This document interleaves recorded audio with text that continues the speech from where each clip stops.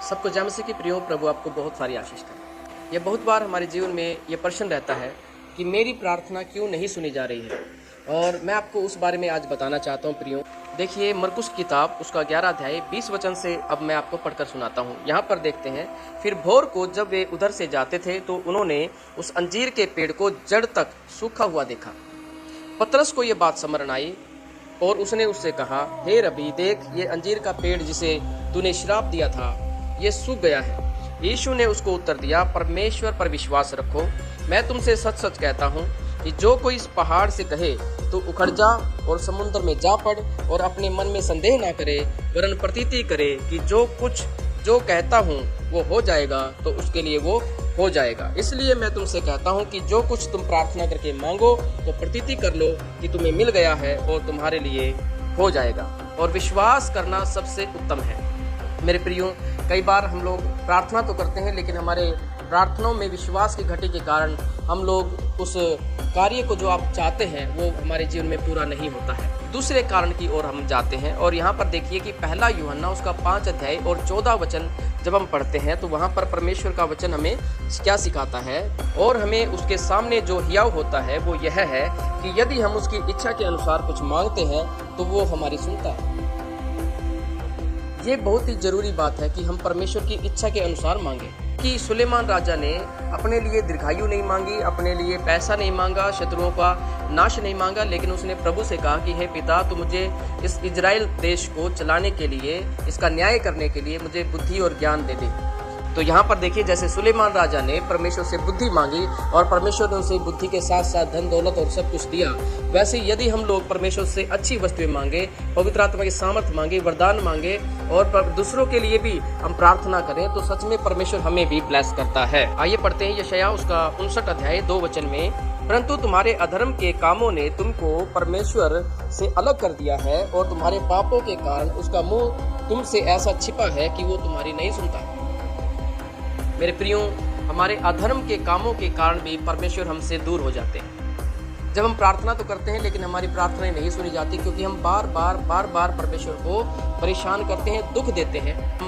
हम परमेश्वर के सामने जो काम परमेश्वर ने हमें मना किया है, यदि वो हम पाप करते हैं, व्यभिचार, बुराई करना, ईर्ष्या करना, निंदा करना, लोभ करना, मूर्ति पूजा, ये सारे काम जब हम परमेश्वर के विरोध में करते हैं तो हमारी प्रार्थनाएं रुक जाती हैं। परमेश्वर हमारी प्रार्थना को नहीं सुनता है। याकूब की किताब उसका 1 अध्याय और 3 वचन में परमेश्वर इस प्रकार से हमें कहता है, लिखा है, ये जानकर कि तुम्हारे विश्वास के परखे जाने से धीरज उत्पन्न होता है, पर धीरज को अपना काम पूरा करने दो, तुम पूरे और सिद्ध होते जाओ, तुम में किसी बात की घटी ना हो।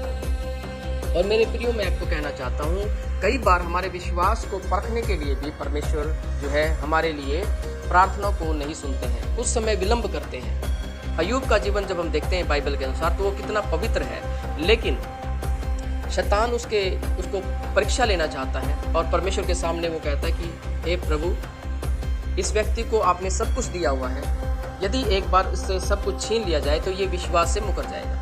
लेकिन मेरे प्रियो, यहाँ पर अय्यूब अपने विश्वास से मुकरता नहीं है, बल्कि उसमें बना रहता है, और परमेश्वर आप उसको 2 गुना वापिस करता है। इससे हम देख सकते हैं कि परमेश्वर हमारे जीवन में हमारी प्रार्थनाओं को क्यों देर करता है, क्योंकि कई बार हमारी परीक्षाओं में हम फंस जाते हैं। यूहन्ना उसका 15 अध्याय और 7 वचन भी आप पढ़ेंगे मेरे साथ। यहाँ पर लिखा, यदि तुम मुझ में बने रहो और मेरी बातें तुम में बनी रहें, तो जो कुछ तुम परमेश्वर से मांगो वो तुम्हें मिल जाएगा। ऐसा क्यों है?